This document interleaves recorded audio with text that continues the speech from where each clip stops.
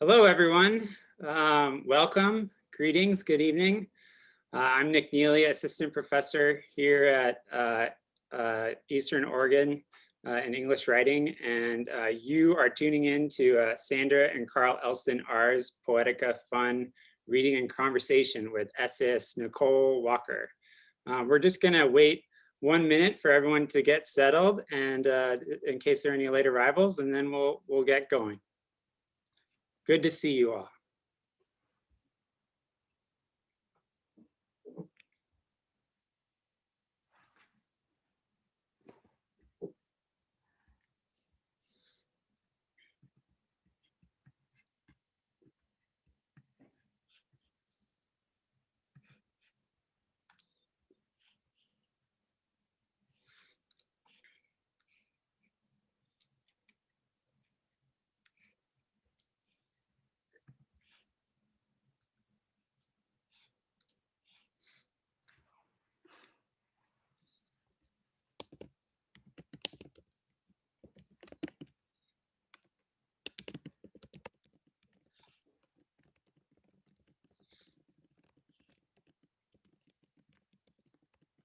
All right, we're ready to rock and roll. Thanks again for tuning in. Nicole is here. I'm not sure, can you see her? I think you can. We're thrilled to have her beaming in from Flagstaff, Arizona tonight to celebrate her new book, Process Meats, which she can hold up. My copy hasn't arrived in the mail yet, but I've read an advanced virtual copy, which is really a delight to be savored. And she's going to be reading from that tonight, and then we're gonna have a chat about it afterwards, and then welcome your questions as well. Before I get started, I wanted to offer up a brief land acknowledgement, since virtually, and for many of us actually, we are here in La Grande, Oregon. So we humbly acknowledge the original inhabitants of the land that La Grande and Eastern Oregon University is upon, the Cayuse, Umatilla, Walla Walla, and Nez Perce people. We celebrate their traditions, languages, and stories. So here's how tonight will work. Nicole's going to read from her brand new collection, and then we'll have a little conversation, as I mentioned. And at any point, if you have questions for her, and we're going to field as many as we can in the back half of the program, please put those rather into the chat, put them in the Q&A box so that we can look directly for them there.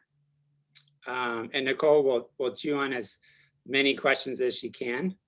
I'm going to read Nicole's bio and then introduce the book a little bit, and then turn it over to her. Nicole Walker is the author of the brand new Process Meats, Essays on Food, Flesh, and Navigating Disaster, Sustainability, A Love Story, 2018, the collaborative collection, The After Normal, Brief Alphabetical Essays on a Changing Planet. She has previously published a number of other books, including Where the Tiny Things Are, Egg, Micrograms, Quench Your Thirst with Salt, and This Noisy Egg. She edited for Bloomsbury the essay collection Science of Story with Sean Prentice, and Bending Genre Essays on Creative Nonfiction with Margot Singer. She's the co-president of Nonfiction Now, which hosts an impressive conference for creative nonfiction writers biannually. And I've had the pleasure of attending several of those. And the next one is going to be in New Zealand, which I may not make, but maybe I should. And Nicole is the recipient of a National Endowment for the Arts Award, and she is also a noted author in the Best American Essays series. And she teaches at Northern Arizona University in Flagstaff, Arizona. And I thought I'd just introduce Process Meats briefly. She'll tell you more about it, I'm sure, as she reads. Process Meats, as the publisher describes it, Nicole Walker made cheese and grew tomatoes as a means of coping when she struggled to get pregnant. Amid the coronavirus pandemic, she cooked veggie burgers for friends and hamburgers for herself to enjoy outside 6 feet apart. Her Mormon ancestors canned peaches to prepare for the end of days and congealed beef broth into aspic as a surefire cure for ailment. Throughout the richly layered essays of processed meats, Walker ponders food choices and life choices, dissecting how we process disaster, repackaging it, and turning it into something edible.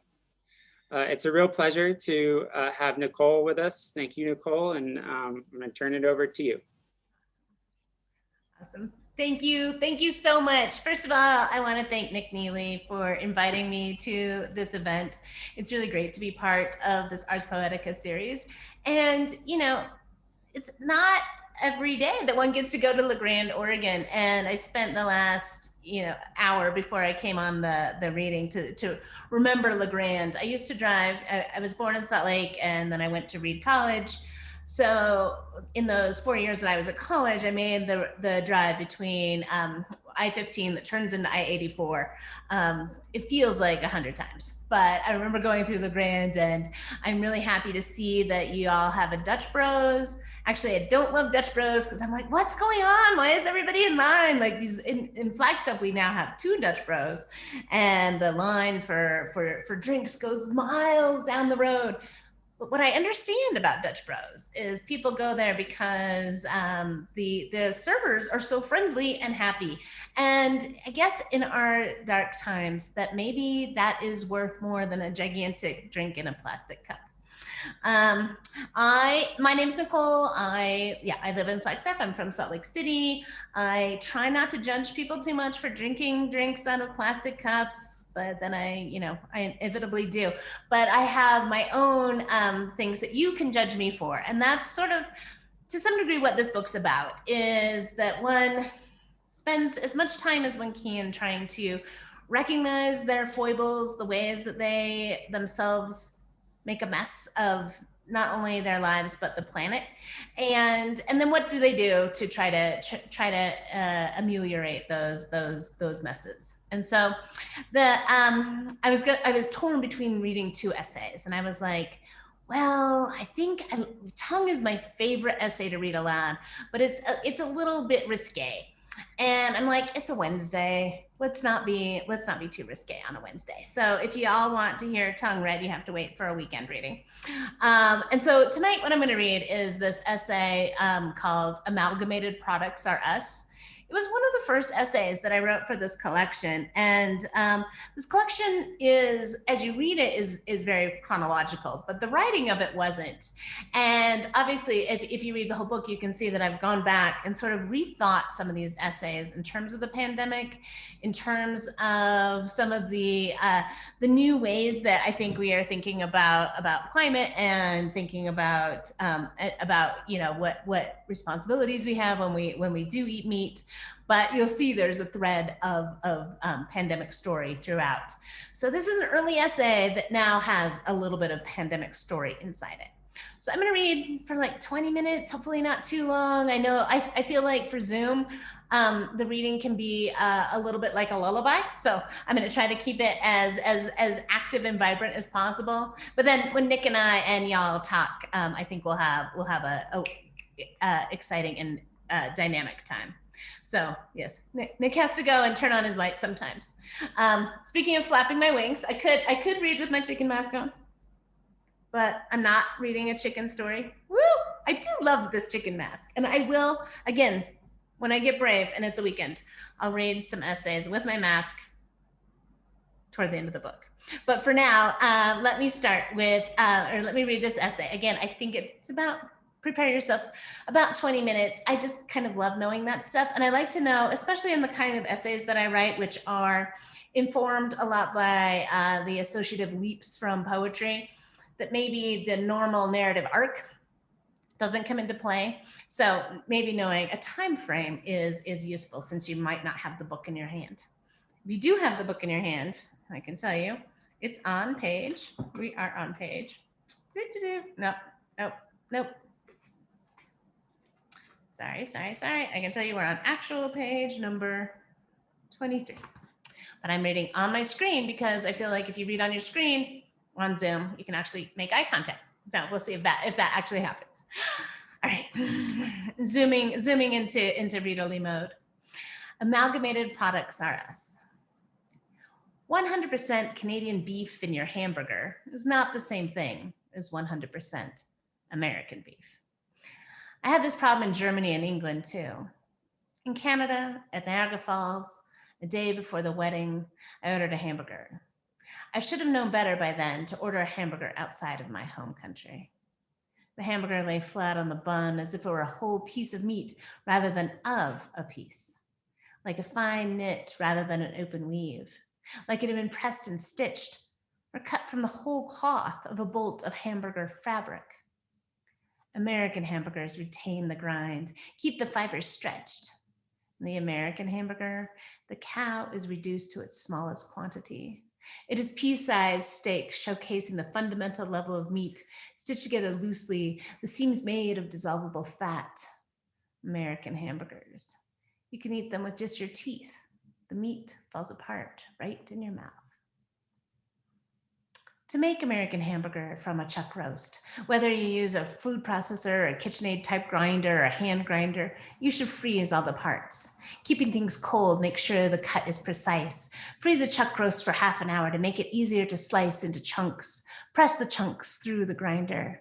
Be careful of the speed. Too fine and the whole burger will turn to mush. Too large and you won't be able to pack the meat into a self-contained unit. Pea-sized is what you need, so the meat is big enough to take a stitch and exactly small enough to want to stitch others to itself. There is safety in numbers. Restaurants in the US have perfected the hamburger. You know what to expect from the state to state, town to town.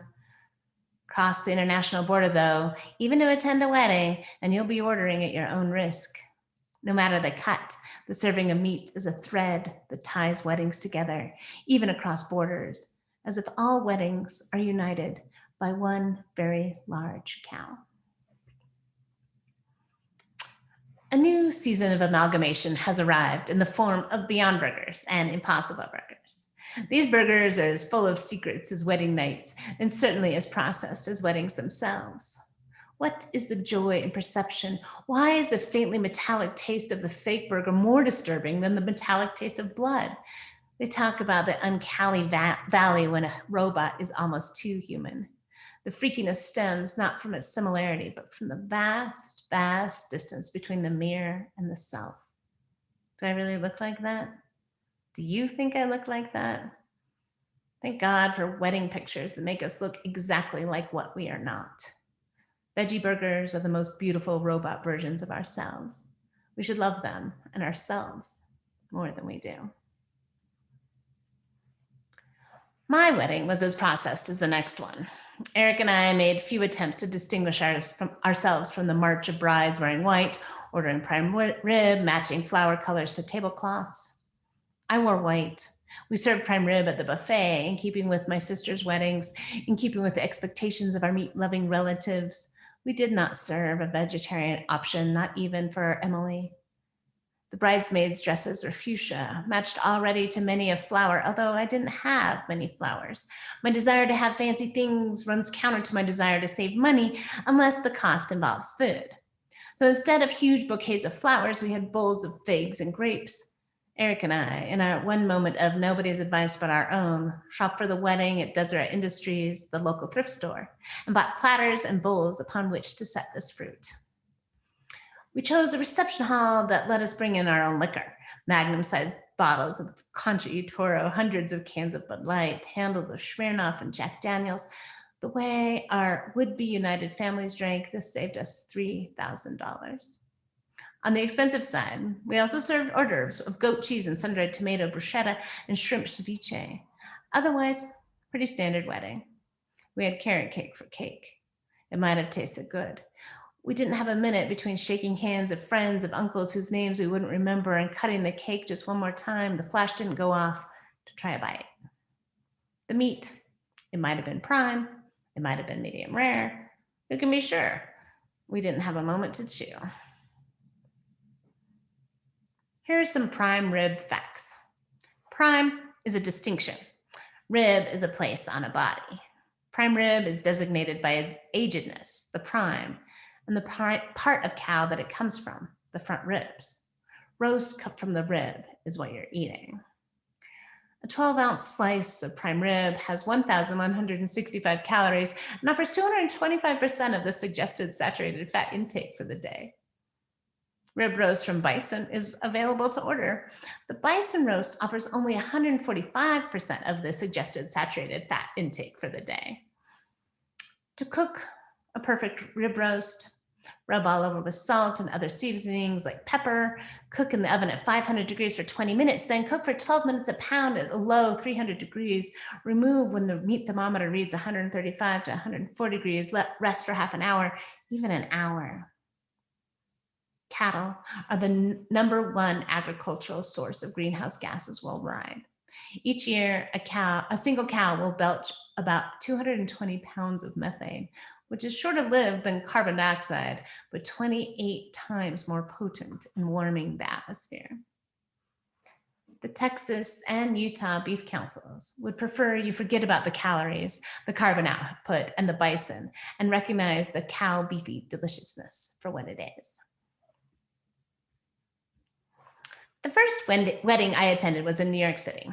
I was 12 or 14. I don't think I smoked cigarettes full time yet, so I must have been 12. The pictures of me from that time look sweet and innocent. A blonde bob, bangs, big cheeks, smiley, smiley. So I'm pretty sure I wasn't smoking yet, but I always looked smiley nice, even when I did smoke. My parents weren't big on taking kids to weddings. For their wedding, they'd specifically had the printer engrave, "No children, please," on the invitation. This was partially a budgetary consideration in Utah, where if every couple brought every kid, your catering budget would skyrocket, unless you had a cake and punch wedding in the church gymnasium.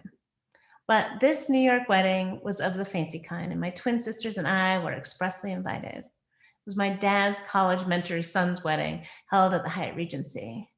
Glass chandeliers and gold ice buckets, it was the 80s, and plates of cocktail shrimp. Even though the Friedmans were Jewish, Robert's fiance wasn't. Cold shrimp were 1980s de rigueur New York wedding food. This wedding may have informed my deep desire to have a raw bar at my wedding, although all Eric and I could afford was the shrimp ceviche. The New York wedding became the standard for my ideal wedding, the offering of fancy meats that worked to transcend religious edicts, suturing the rifts between families from different cultures. So, as we two wed, so shall the raw bar be served alongside the prime rib. If the prime rib is the heavy weave convincing you that this marriage is substantial, sustaining, and fulfilling, then shrimp is its gauzier cousin. The tat between weddings suggesting a more cautious hope, a more realistic eye, a bit of a cynical nod to the idea that weddings are an event, but a marriage is a life, and it's going to take more than chandeliers and gold ice buckets and slabs of meat to make it past the honeymoon. Shrimp, sea meat that it is, are farmed like cows. They're bred and fed in small ponds or confined in ocean-adjacent pens. The problem with shrimp farms are the same as with any farms, complications brought upon by a single organism growing against what was a natural ecosystem. In the case of shrimp, the complications include viruses, overproduction, market fluctuation, environmental factors like flooding, clean estuaries with shrimp waste. Over 100 countries grow shrimp, more than grow corn or wheat. The shrimp, little water insect, tasty with butter or deep fried or sauteed with garlic or best eaten simply with cocktail sauce, extra horseradish, has become a fundamental protein for dozens of countries.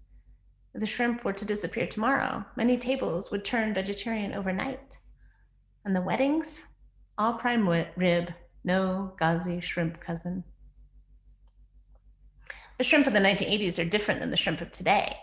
Shrimp's ability to process the effects of ocean acidification brought about by global warming have changed their flavor. Sam DuPont, a researcher at the University of Gothenburg in Sweden, studies the effect of acidification on northern shrimp. DuPont's team exposed the shrimp to water chemistries that mimic the levels of carbon dioxide forecast a few decades from now. Then they asked the chefs to prepare the shrimp Then they asked chefs to prepare them side by side with shrimp grown in 2019 conditions. A panel of tasters sampled each plate. Surprisingly, most could taste a difference, and most preferred today's shrimp over shrimp grown under acidified conditions, a taste of things to come. That was kind of the first step, You know, like you can actually taste acidification, DuPont said. The process of harvesting fish from the oceans doesn't help the climate crisis. As more people host more shrimp-infused weddings, and as more people find red lobster a reasonable place to dine, more fishing boats trawl for shrimp. As those heavy nets draw fish from the ocean, they create more drag, forcing the boats to burn more gasoline. The more shrimp you eat, the more carbon in the atmosphere. There is a tiny bit of good news. Shrimp, albeit brine shrimp, super tiny shrimp that seahorses and other creatures eat, swim around the ocean. They have the capacity to swim upwards as well as downwards. If they could do a little more upward swimming, they could reach the carbon-saturated warmer waters and, with the forces of their swimming parts, could drag those warmer waters into the colder waters, effectively stirring up the oceans, inviting the water to trap a little more heat and a little more carbon. The only bad news is that shrimp are as lazy as humans and don't like to expend the energy to swim upward toward the top layers of water. To get the experiment to work, the research team, led by Dr. John Debris, had to trick the brine shrimp by attracting them upwards with seductive LED lighting. In the non-lab ocean, the upwards is where the boats with their nets live. Better to play it safe and tuck into the cold, dense waters of the bottom layers. When I lived in Portland, I worked at a place called Orlo, raising awareness about the environment through the creative arts. We published a literary magazine, performed Word on the Street, where we stood on the steps of Pioneer Square in the library and read volubly from Cadillac Desert and Silent Spring. We had an outfit for Vinny the Fireboy and one for a bear-looking creature so we could compete with Oregon's other mascots, the beavers and the ducks. Vinny and Orlo the bear walked along the Willamette River, handing out bumper stickers that read, "You and danger," and "Cows kill salmon." Cows do kill salmon. Their hooves skim across the small creeks from which the salmon were first spawned. When the salmon try to return to do their own spawning, chunks of dried mud stand as forceful as a concrete dam in their way.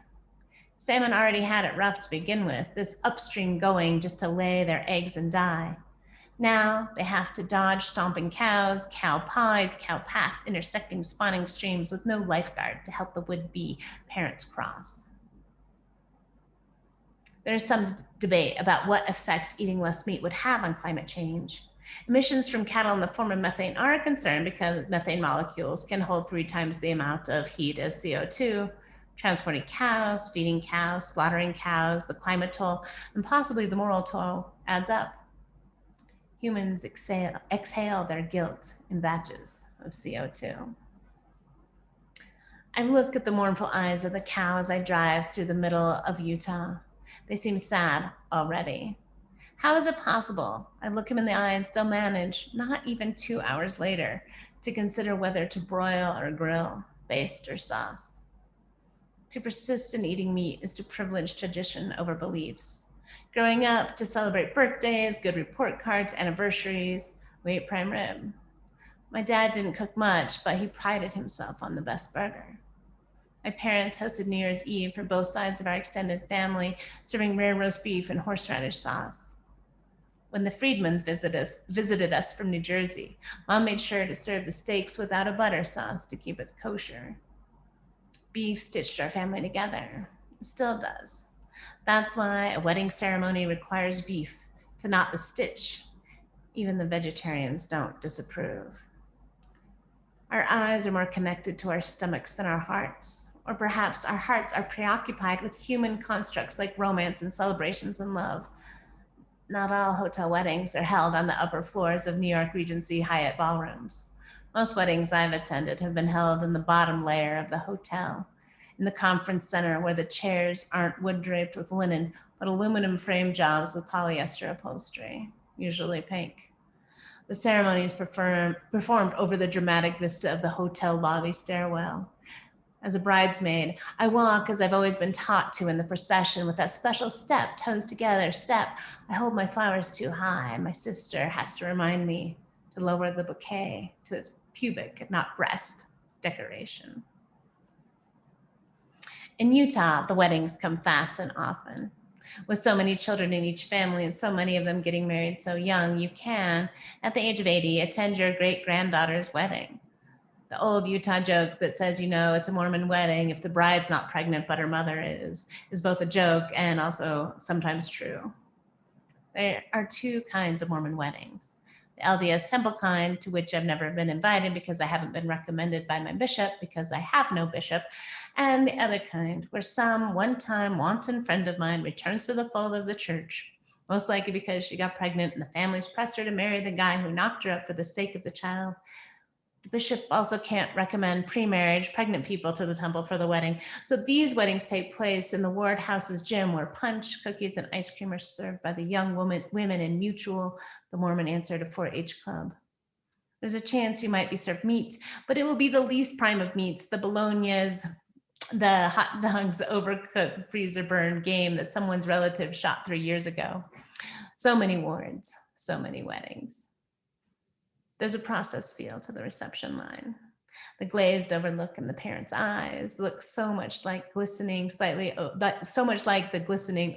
over the deli slices. There are no chairs for the guests, so everyone stands up to drink the bad punch and chew the bad meat into the rescuing tuck of a napkin. In the receiving line, you notice the dress on the bride is one size too big because she borrowed it from her sister, and it has stains on it from carrying her little brother. And you think that in 20 years, she'll just shift one spot over to the left and receive the new relatives of her daughter with the same "we're all one big family now" glance that suggests there's no way she is able to remember all the names in this family in the first place. The knitting together is much less fancy a stitch when you're sewing together so vast a blanket. What is the process behind the Impossible Burger? It's a secret, but Sophia Hampton, a farmer who raises cows and pigs in small numbers, humanely, with the philosophy of the slow food movement, says in an article in Bon Appetit, the two of the ingredients are two kinds of soy: textured soy protein, which looks like stale breadcrumbs, and barrels of soy leg hemoglobin, aka heme, that genetically engineered red liquid that flavors an Impossible Burger. Another main ingredient is coconut oil. Coconuts must be the current mainstay of our economic system. Coconut oil for popcorn, for face cleansing, for lotion, coconut water for proper hydration, coconut milk for proper tom kha kai. But coconut oil is what makes the Impossible Burger as saturated in fat as a regular burger and gives it as many calories. It's the soy protein concentrate in the product called heme that help make the Impossible Burger burger-like. The heme, or that soy leg hemoglobin, is what makes the Impossible Burger bloody-like. Laura Riley for the Washington Post writes, Impossible Burger is made by taking the DNA from the roots of soy plants, inserting it into genetically engineered yeast, and then fermenting that yeast, much the way Belgian beer is made. Soy contains estrogen-like compounds called isoflavones that some findings say can promote the growth of some cancer cells, impair female fertility, and mess with men's hormones. But we've met the health warnings on beef before. We're all dying of heart disease. And thanks to the beef industry, the whole planet is dying of cow making. Our Walden data shows that eating beef contributes 60 kilograms of CO2 per kilogram of food product. Poultry produces 6 kilograms, apples 0.4 kilograms. Think how many degrees cooler the temperature of the planet will be. There are enough kids on the planet, she says hypocritically, now that she's had her own. Your female fertility isn't helping anyway. Your men's hormones have been messed up from the get-go. Process that soy. Ferment those genetically engineered yeasts. Humans are amazing cooks. Let them make a burger that mimics the process of making Belgian beer. Sophia Hampton worries that what will happen to the 1% of growers of sustainable meat products if all flesh-based meat is replaced by vegetarian meat. She argues that it's not really the animals themselves, but the system of production, the big companies getting bigger and bigger, warehousing animals for meat, where the real greenhouse gases become a problem. The animals of small producers, she notes, can, like plants, help sink carbon into the soil if they are grazed properly. But she can't deny Impossible Burger's large screen advertisement as she walks out of the production plant. A big sign says the Impossible Burger takes 87% less water, 96% less land, and 89% fewer emissions than any conventional beef burger in America. The beef and pork industries counter plant-based meat claims by calling them highly processed. Like Hampton writes, it's two kinds of weirdly processed soy that go into these burgers. And soy isn't always helpful. Additives and preservatives combine to make the food taste more like meat and be more shelf-stable. The plant-based meat industry counters that claim by noting that no antibiotics go into plant-based meats as they do in almost all industry beef and pork, and processed isn't always bad. The Academy of Nutrition and Dietetics, American Society for Nutrition, Institute of Food Technologies, and International Food Information Council all show that processed foods like bread and canned goods add valuable nutrients to diets. Personally, I'm waiting for lab-grown meat. Although I don't know if I believe in progress, before industrialization, meat was a very rare treat. I do believe in science. If meat is what we have been culturally acclimated to eat and a low-carb diet keeps me from swelling up like a true balloon instead of a partial balloon, then I'm excited by the idea of chicken thighs hewn from a stem of a proper long-lived chicken, grown in a vat of serum with a battery of lab assistants attending to its pain-free cultivation, unless it really is cruelty that gives meat its flavor. But I'm sure there's enough cruelty in this world to incorporate into that test tube chicken baby. In the US, hot dogs, bologna, hamburgers, and roast beef are all kinds of processed. And yet we recoil from the idea of processed fish. Canned tuna is one thing, churned and amalgamated fish products are another. Many Americans find the idea of shrimp paste repugnant, even though many of the meats they eat usually have been, at one point, a paste. Fermented shrimp are pressed into blocks and then sliced into sauces and soup broths in Thailand and Laos, Myanmar and Vietnam, Indonesia and southern China. Certain foods wouldn't be that food without a slice of fermented shrimp. To make the paste, dry the shrimp to preserve its sea salty characteristic, and count on microbes to make their home inside the shrimp that will shortly be mashed into a paste and then buried in the ground in earthen jars. When the paste comes up, it's fermented. Scoop out a spoonful, toss it with chili peppers, some shallot paste, and garlic and sugar, fry it up, and you're eating a traditional Malay dish. If you're Malaysian, you know you'd be in for a delicious snack, just like I know I am when I drive up to the window at Arby's. Prime rib is really just a roast beef, something from which you could make a sandwich the next day. At Arby's, they allow you to skip the teeth work and turn beef into a perfect paste for you. Neither fork nor knife required. Someone from Myanmar might be a bit taken aback when they look at a slice of Arby's beef. Why is it see-through? Where did all the sinew go? Arby's knows you don't want to trouble with that resistance. Like many processed meats, the meat is cooked like a regular roast beef that is then chopped and mashed and reformed. By adding salt and sodium phosphate and then massaging the pureed and infused beef into a malleable mixture, myosin rises to the surface. The myosin helps glom the pieces together. Formed into a football-sized mound, the beef mixture is cooked, then sliced, then piled high on a buttery bun. In both the cases of the shrimp and the Arby's roast beef, the chunking apart of meat and then the stitching it back together reminds me of the way we pull apart from our original family units and knit ourselves into a new one. Maybe if we're lucky, we weave some of those origins together, a different kind of lab experiment. The sinews that try to tie together this marriage blanket and attempt to cross cultural, religious, and just plain family-specific predilections are the rites of ceremony. The ceremonial rote words, when they begin, are always the same. This should provide me a feeling of continuity and ritual. But where I once imagined marriage sticking together the past with the future, this family extending onward, I wonder, what kind of blanket are we making? Who's going to need a blanket? The planet's getting warmer and warmer. This family quilt has become redundant. Traditional, patriarchal wedding vows read, Christ told to us the wife must submit herself unto her own husband as unto the Lord. For as Christ is the head of his church, so is the husband head of his wife. Name, I submit myself to you. Perhaps instead the bride and the groom submit an unpredictable future. We'll move to higher ground. We'll prepare for a more acidic ocean. We'll hurry this union along, eat all the Arby's. We'll have the prime rib. and the shrimp. Thanks. I'm going to stop there. Thanks, Nicole. That was great. Such a pleasure to hear you read it aloud. And I, reading it, having heard you read before, I carry your voice into the text as I read it, which just makes it so pleasurable. So I wanted to start off with a few questions before we integrate questions from the audience.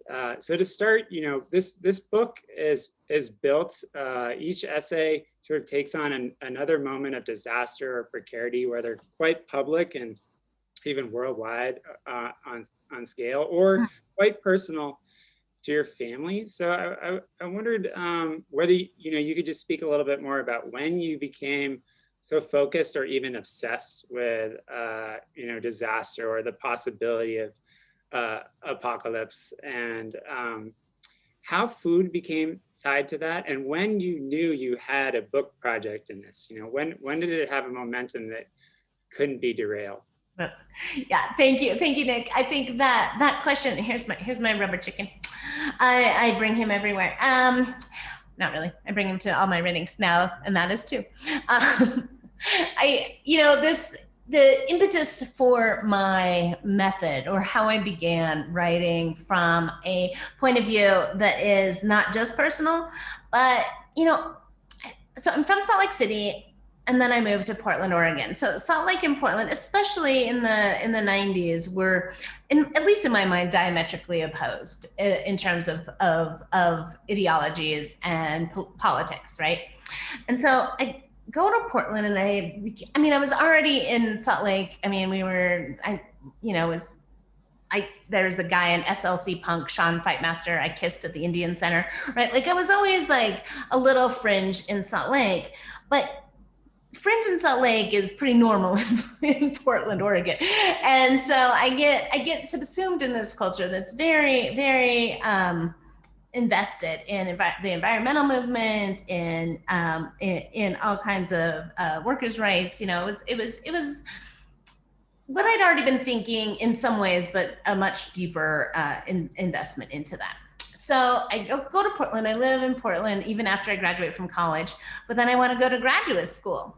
So I go back to Utah because it has a really good creative writing program. And I'm so glad to be back in Salt Lake, even though it was really important for me to leave. Being home meant a lot to me, but the politics hadn't much changed since I'd left. I mean, Salt Lake City proper is actually really liberal, but the state as a whole is pretty hardcore. And so I just started writing letters to the editor, and I was writing about people watering the sidewalk when we're living in a drought, and people, shooting wolves, and people shooting cougars. I just got very, really invested in this sort of, it was a preaching sort of polemic that I was like, I can't believe I'm living here, and you people wake up.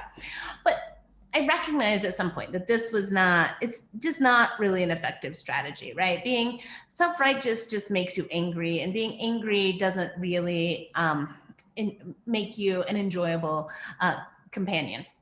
And if you're gonna write, you want to be an enjoyable companion, I think, most of the time.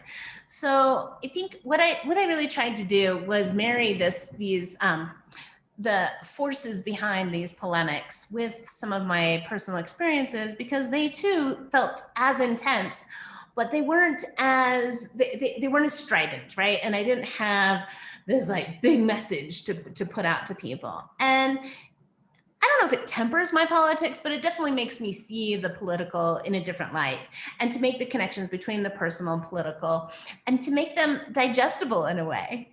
And, at the same time, I come from Portland, and all of my roommates had been in the food service industry, and we had this, huge like chanterelle, mushroom culture. And we went to these fantastic restaurants, and I really wanted to be a chef, I think, for a while. And my sister Valerie is a huge cook too. She loves to cook, and we just were together again when I moved back to Salt Lake, and we did everything we could to extract from Salt Lake City the ingredients that we needed. And we read the Thomas Keller's French Laundry, and we delved into it. And that was this really personal sort of awakening too. But if, all of these three things are burbling at the same time, this craziness between these political, the dialectics, and then being home for the first time in 9 years, and then being with my sister. And then the book really begins with the disaster that was my not getting pregnant, thinking, I'm from Utah, like that fertility is, your primary gift. You're born with this a capacity, and then I couldn't get pregnant, and that sort of began the train of thought that led to me thinking, what does it mean to have these belief systems, right? And then always being sort of shunted in a new direction, pushed off the path you thought you were on. Your righteousness was going this way, and yet you weren't getting anywhere that way. And that seemed to all co-evolve and came into this. I think the essay I read tonight, the Amalgamated Products Are Us, was the second essay, but the first essay was about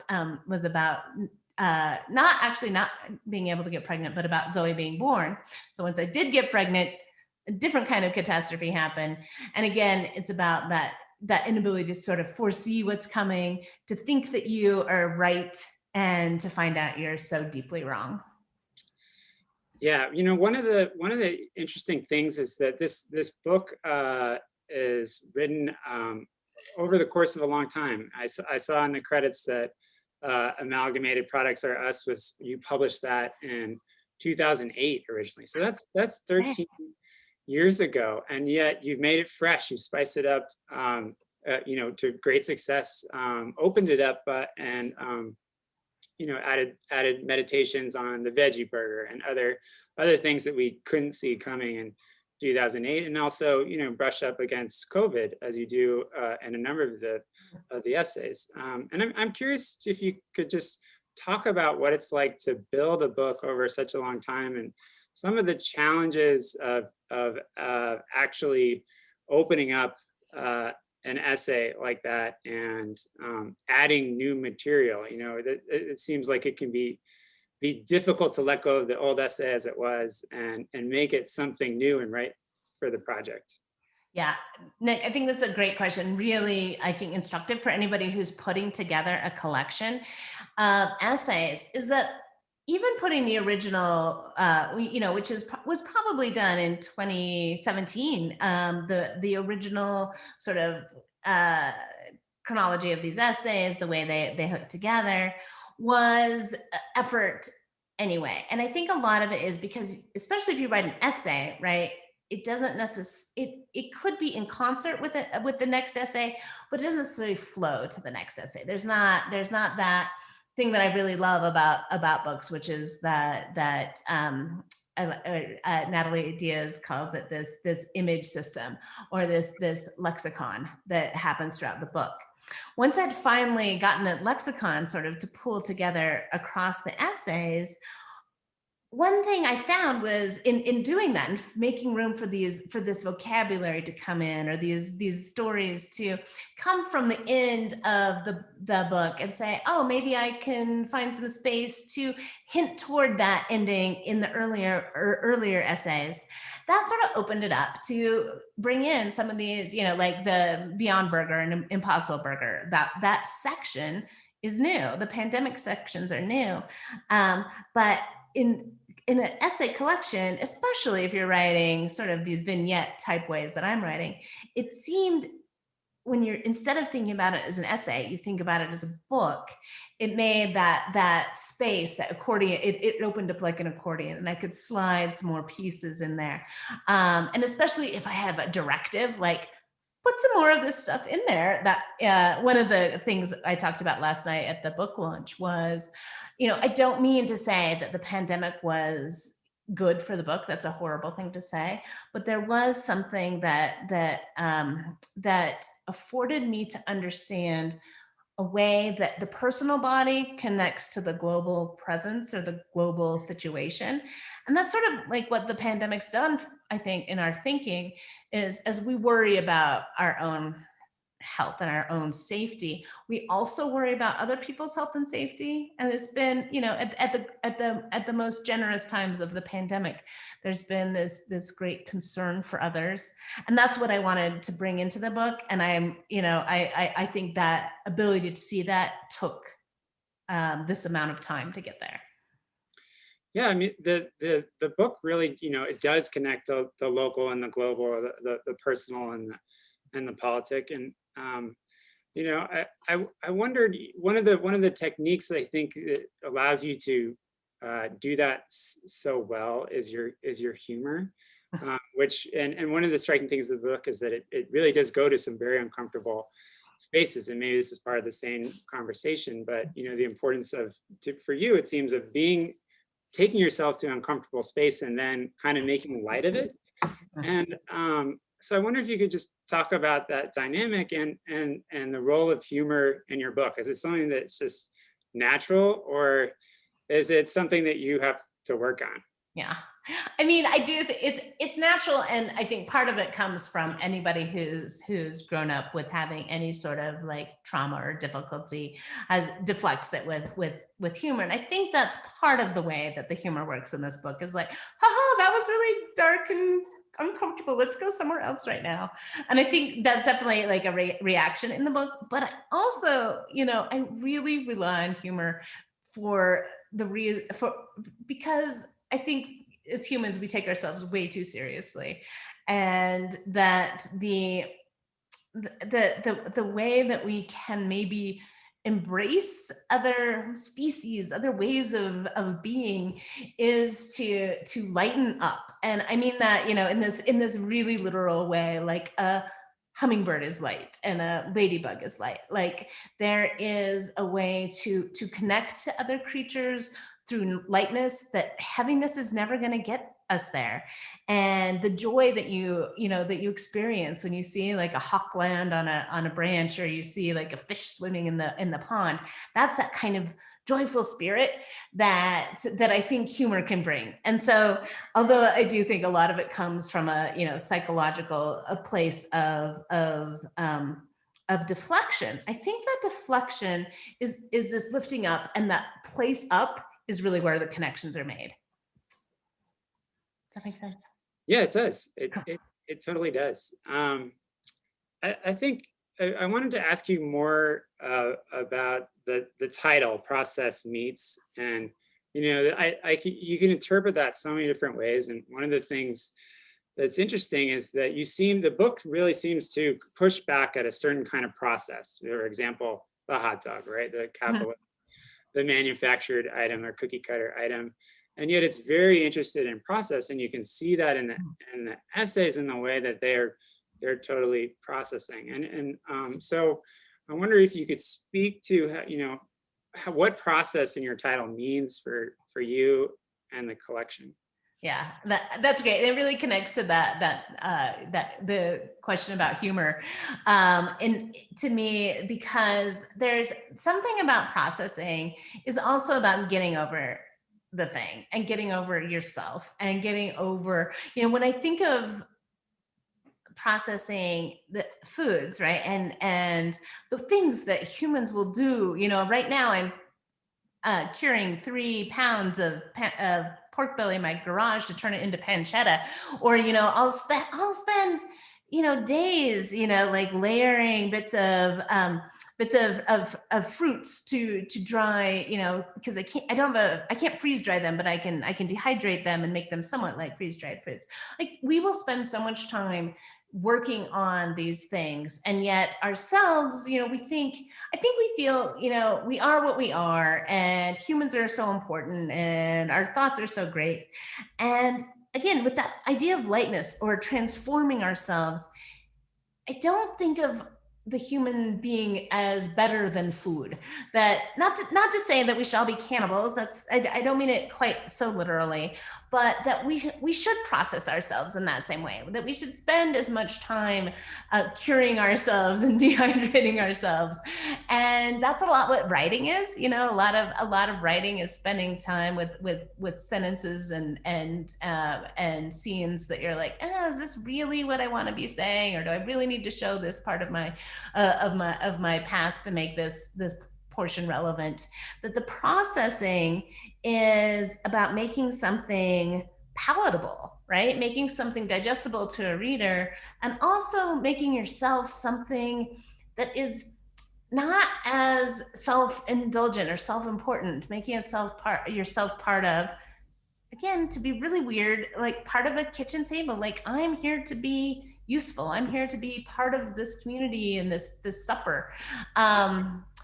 I feel like I'm going a little bit astray in this metaphor of food likeness, but I do think that processing your ideas and processing your past and processing your relationships is akin to that idea of how we spend time working on foods, and including, I love, it took me a long time to love the cover. I was like, that's not meat. And I was like, let's get a pig on the cover, and let's get a, or like at least a meat grinder. But I love the sort of the disconnect between meats being, always made of animal flesh, and this idea of them being made of fruit flesh, that meats can be, or, we call walnuts meats, to be able to take that stuff, whatever it is, and call it sustenance. And I hope that we do that with our life experiences. And that's what I hope to do with my writing, is to make it to make it substance and to make it sustenance. You absolutely accomplished that in this book. And I think that the cover shows an open-mindedness to, that is at the core of the book, and a question as what is meat?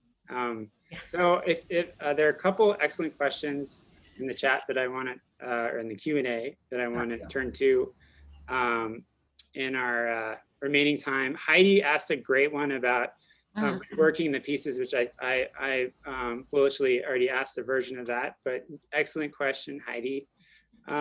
Wade Bentley asks, for as long as I can remember, adults have been tying their hopes to the next generation. The youngsters will take up recycling, vegetarianism, overpopulation, equality, and save the world.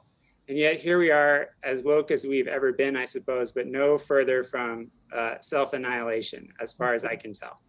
As a mother, what are your hopes and fears you have for your children and the world you're leaving for them? That's not an easy question. And is the next generation up to saving us? What signs of hope do you see? Hi, Wade. Yeah, that's the roughest question, right? I mean, that's the get out of jail free card. I had kids, even though I know that can, especially as Americans, that children, of certain material status contribute that much more climate disaster than anyone else. And you confront that in the book, of course. Totally, yeah, and it is. I do try to take it on as like, what am I doing, and why would I do this as this kind of person? And then, but again, it kind of goes along with the biological feeling that you need to eat meat. That there are some habits that our logical brains can't quite resist. So, of course, I have this essay about Max, and it's about him playing basketball. And I'm like, you're kind of short. Maybe spend half your time imagining yourself being a basketball player and half of the time imagining yourself inventing cold fusion. Huh? Max, what you doing? And I do have a feeling that the next generation will recover us, and that my kids in particular will invent cold fusion. But I also think that I was reading this incredible, this is so tangential that you guys give me 1 minute for my tangent, that there this great, it was just a long series of tweets. It was about the history of racism in this country, and this idea that we're progressing.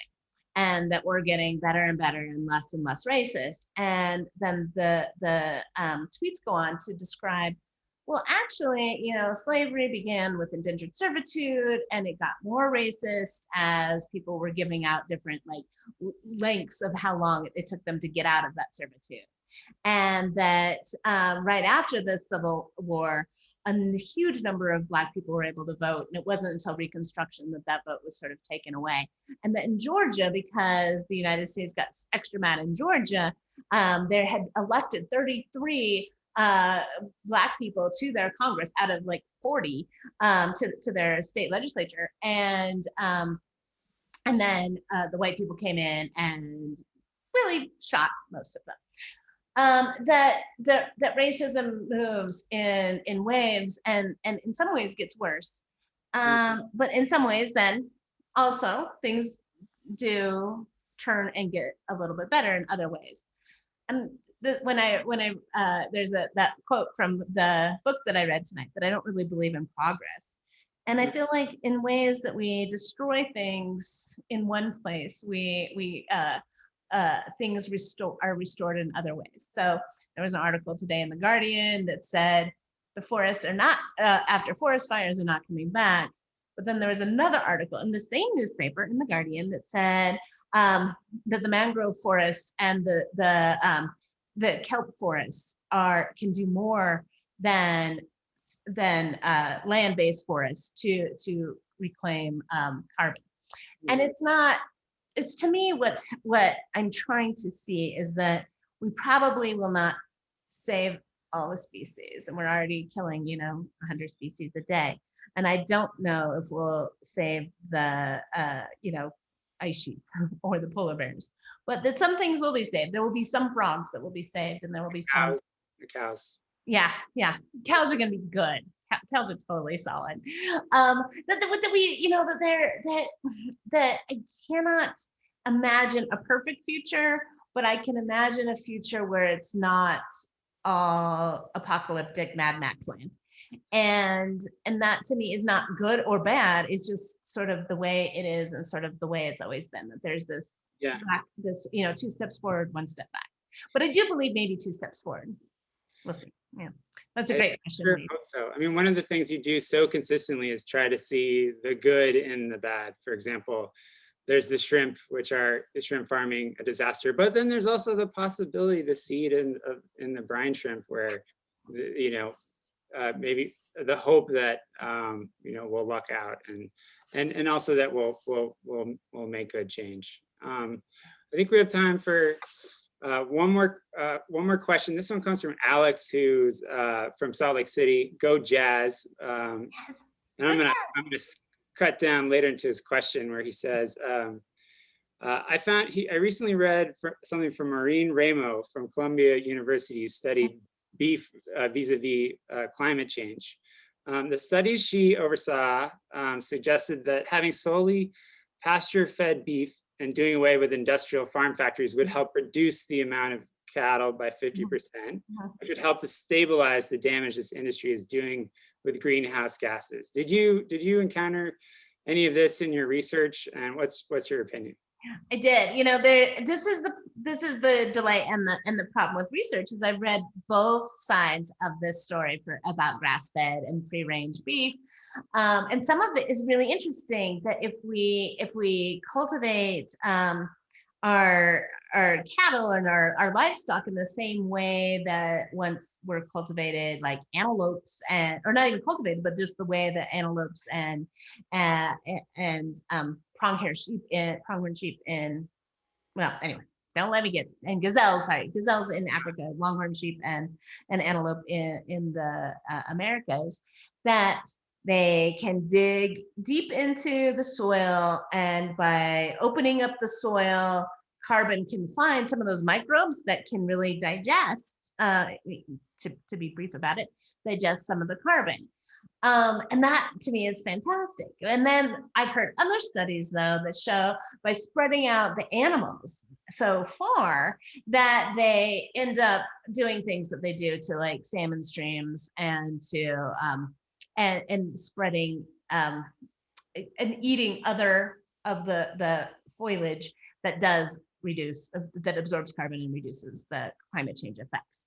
And so this is, this I think connects nicely to Wade's question, is science is often, I think, really a hopeful place, but also sometimes really stuck in what it wants to believe and what it hopes to believe. And so, I work with these soil microbiologists, and they're really excited about certain things. They get really, really into when they find certain microorganisms in the soil that can absorb more carbon. But then they find out when those microorganisms die, they release like 3 times as much as they'd ever absorbed. And there's this really, disturbing point with forests, where if the temperature, like forests are lungs of the planet, right? And they absorb as much carbon as they can. They're like doing as much as they can. But at a certain temperature rise, they stop. And they start producing more carbon than they absorb. And so, for me, what's great about humans is their ability to do this kind of science and to be hopeful in their kind of science.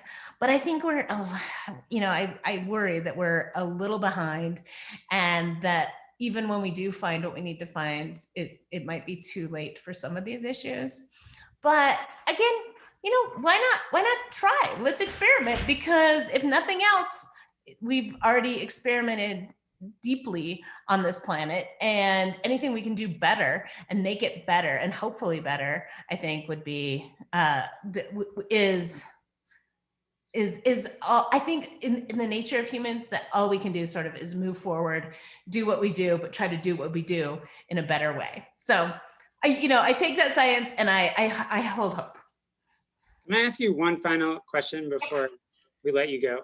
And that's that you mentioned that this book came about because you started writing letters to editors, and I know that you've built other books that same way more recently, and I'm just wondering about the tug of the pull between activism and art in your work, and you've spoken to that to a great extent already, but how do you know whether what you're writing is a letter to an editor that has to, be on point versus something that is gonna, delight in wordplay? Or do you think that there's really no distinction?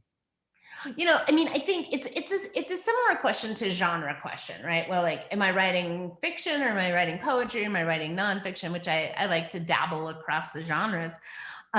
When I think answer to that question is to exhaust yourself in one area, so you can do something, and just a little bit more creative. Like I write a letter to the governor of Arizona every week. I've written 560 or so letters, and it's made no dent in his thinking, as far as I know. I don't know. The teachers did get a 20% raise, and I mostly write about education, so I'll take credit. That's on you. Yeah, you did it. That's all me. That's all me. Good job. But the idea there is it's a form, right? And so there's a way that I write those letters to the editor, ways that I write my letters to Ducey, that I exhaust in that manner. So then when I go to write something that I hope is a little bit more understated and a little bit more complicated, a little bit more image and language based, that I've done that work of my, pure politics. Now I can do like my semi-politics and not be so overt about it. So they balance each other out in your practice. Exactly. It's been fun. We're getting a glimpse of one of the characters in your book, kind of moving around in the background. He has a job, but does he do it? No. Come do your job. Come say hi. Come say hi. All right, he won't, because now we talked about him. But yeah, he's world famous now. Well, good luck with that, young man. Exactly. Nicole, it's been such a pleasure. Thank you so much for reading and for sharing about the book. Before I let everyone go, I wanted just to give a quick advertisement for the Ars Poetica reading series that's going to go on in the spring term here at EOU online. On April 8th, we're going to hear from poet and memoirist E.J. Coe, whose recent book is The Magical Language of Others. On April 29th, novelist Jamie Harrison, The Center of Everything, which is getting great reviews, just out from Counterpoint. And on May 20th, we're going to hear from literary journalist Sierra Crane Murdoch, whose book Yellow Bird, Oil, Murder, and a Woman's Search for Justice in Indian Country was New York Times, one of the New York Times best books of the year for last year. So we've got more exciting events coming up, and I'm really thrilled, Nicole, that you kicked it off tonight. Congratulations on Process Meats. Everyone should run out and get that book and keep it on your kitchen counter. And when you're simmering that sauce, read the amazing amalgamation that you've made and have set before us. And love it. I love it. I love that word amalgamation. And I think that's what the kind of lyric essay that I write does. So thanks for noticing. And thanks for your great questions, everyone, and for inviting me, Nick. And thanks, Gibb, too, for your AV hosting. Yes, thanks, Gibbs. All right. Good night, everyone. Thanks so much. Thank you, everyone. Nicole. All right. We'll see you soon. Take care, everybody. Thank you. Thank you. Bye, all.